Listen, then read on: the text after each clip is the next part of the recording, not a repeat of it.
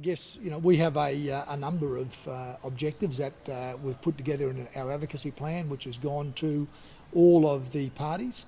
I've been grateful for those candidates who've taken the time to engage with me on those objectives, and they're many and varied, certainly of an infrastructure or infrastructure related, but also environmentally related.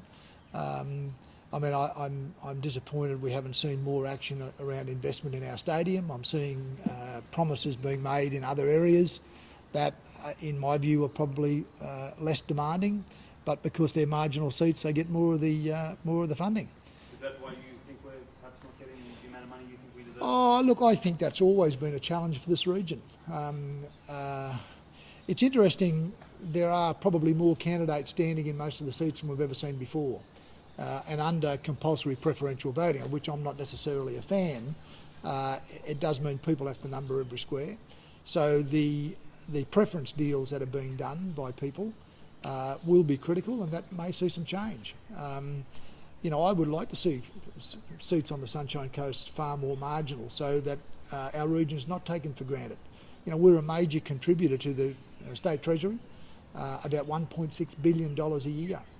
And we'd be one of the fastest growing areas for state taxation.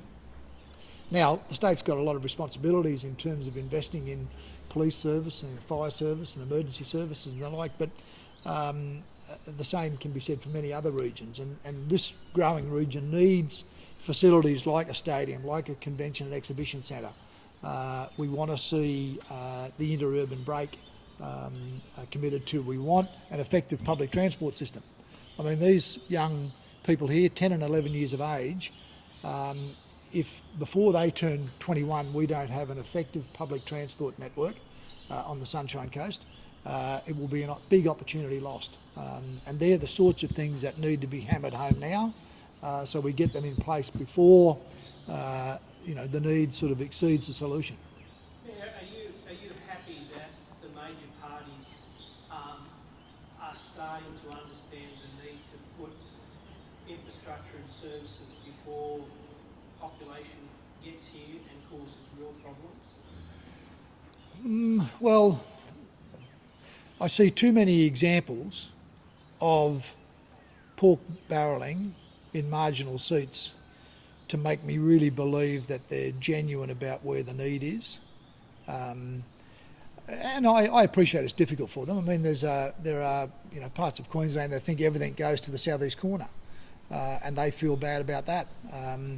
Queensland's a big state. There's a lot of infrastructure required around that state, but certainly where the population growth is, and the Sunshine Coast is one of, if not the fastest growing, the second fastest growing place in the country. And that means we're very popular. At a council level, we're working hard to try and ensure that we are seeing the sort of industries develop that provide those employment opportunities for the future. But we need the infrastructure that goes with it. And people often say, well, just stop all the development until we get everything in place. Well, unfortunately, it doesn't work like that. To do that, we'd be throwing thousands and thousands of tradies onto the scrap heap, for instance. They still want to have a job to go to every day of the week. But we've got to find ways. Certainly we've fought very hard on things like the city deal, which was about bringing federal, state and local governments together and the private sector to deliver on the sort of initiatives we need. But it's just going around in circles. Of that booklet that council produced, have you had formal feedback from the two major parties on that? Has there been any sort of formal response? No, I haven't had any formal response from the parties directly. I have had from individuals with party affiliations, and I've got a meeting this afternoon with a group of candidates from a particular party who want to talk to me about those objectives. They're not one of the major parties, however. I've had a contact from a number of individual candidates who appreciate that I've provided them, or council has provided them, with a whole lot of detail about what they can be pushing for the Sunshine Coast.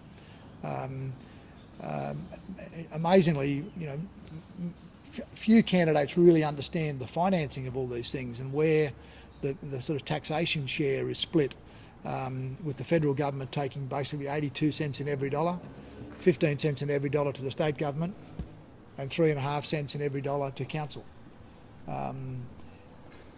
Now, are we getting our fair share